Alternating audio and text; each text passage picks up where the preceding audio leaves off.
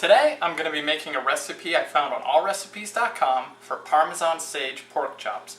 Now, I've never made this recipe before, but it has a good enough review. And if I can make it good the first time, so can you.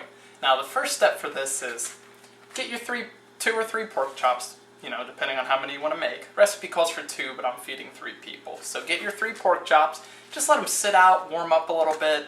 This is a good tip for when you're cooking any meat. Just kind of let it warm up a bit before you cook it. Next, you're going to want to preheat your oven to 425 or 400 if you're using a darker pan. In a shallow bowl, you need to put 2 tablespoons of flour, 1, 2, 1/4 teaspoon of salt. I'm going to use kosher.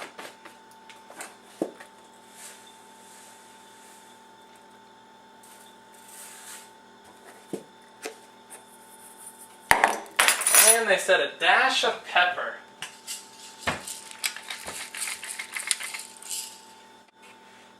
For the main breading, in another bowl, we're going to do 3/4 cup of breadcrumbs.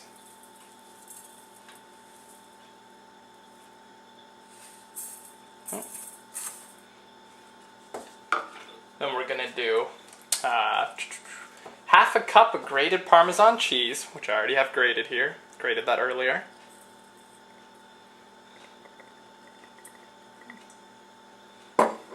Now we need 1½ teaspoons of rubbed sage, which I chopped up here.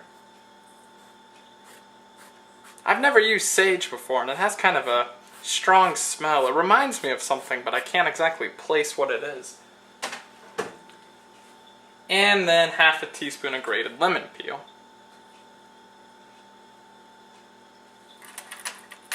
And feel free to mix those around. Now in another bowl we need to break an egg and whisk it, or beat it, which means to really, mix it very strongly. Okay.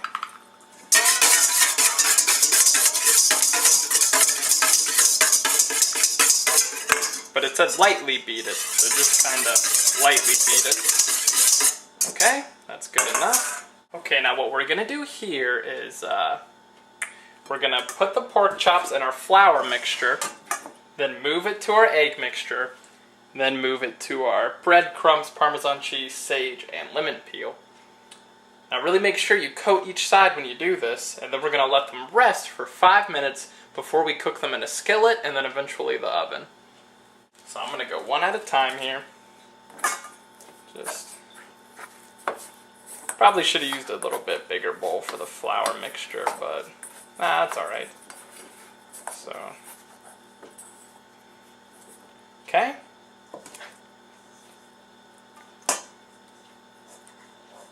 Okay, just dip it in the egg. You don't want too much flour to come off. Now we really got to coat it in this breadcrumb, cheese, and sage mixture. Really push it down and let it soak up the mixture really well. Okay, when you think it's absorbed enough of that, put it on your plate. You can even sprinkle a little bit more of the stuff on it if you wish. And then just repeat the process.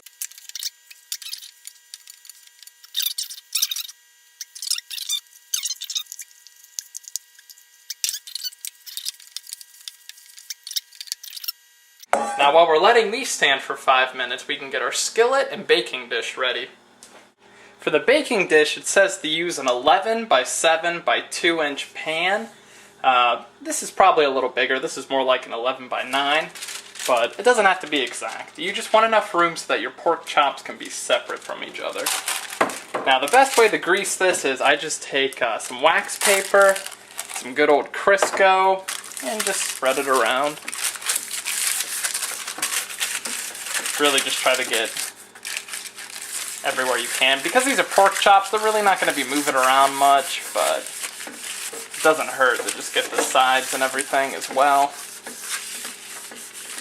Take a large skillet, probably the largest one you have, put it over medium heat, and then you're going to want to put in a tablespoon of butter, and then a tablespoon of olive oil. just let these heat up. This is what we're going to be cooking the pork chops in before we transfer them to our baking dish and baking them. Once your butter and tablespoon have really heated up and your butter's melted and it's really spread out, it would be a good time to add your pork chops, which by now have been sitting out for about 5 minutes. So take them and lightly put them in.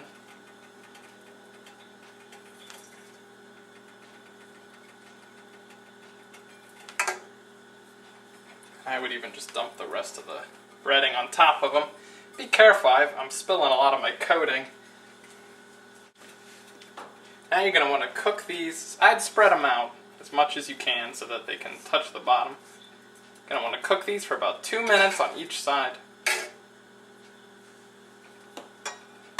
It's been 2 minutes on the first side. So now I would take these, flip them. As you can see, they are lightly browned. At least that one was. So these should be as well. Yep.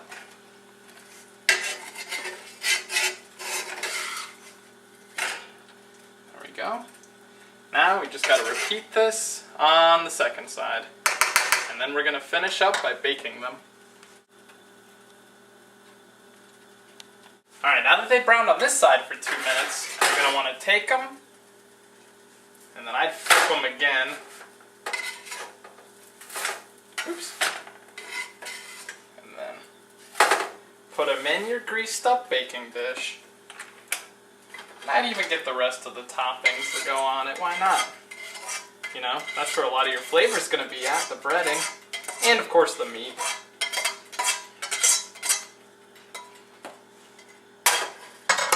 And then take these, they look pretty good.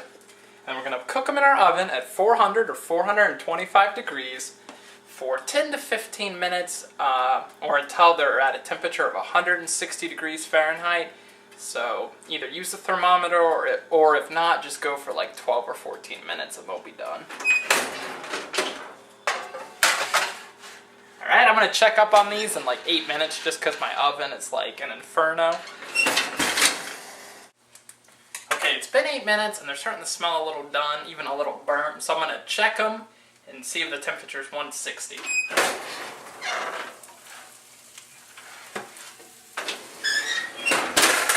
They look pretty browned, but let's see what the thermometer says.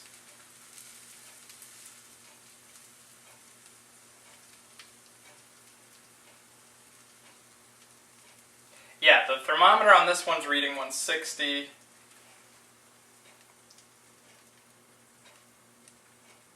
On this one it is too. And it is on this one too. So I'm just going to let them sit out, cool down a little bit, and then I'll have some delicious pork chops. I'm going to try one, see how it tastes, and if it tastes good, hey, I made something that tasted good on my first try, just like anybody can. Okay, so these just came out of the oven, and the true test is flavor. So I'm going to cut one of these up. Looks good. Still smoking because it just came out of the oven. Turned out good. Nice and juicy. The crust is good but not overpowering. So I'm just a beginning cook and I made something good on my first try. So don't be scared. Look up a recipe. If it has a good enough review, try it. Who knows, you might end up with something delicious, like rub sage Parmesan pork chops.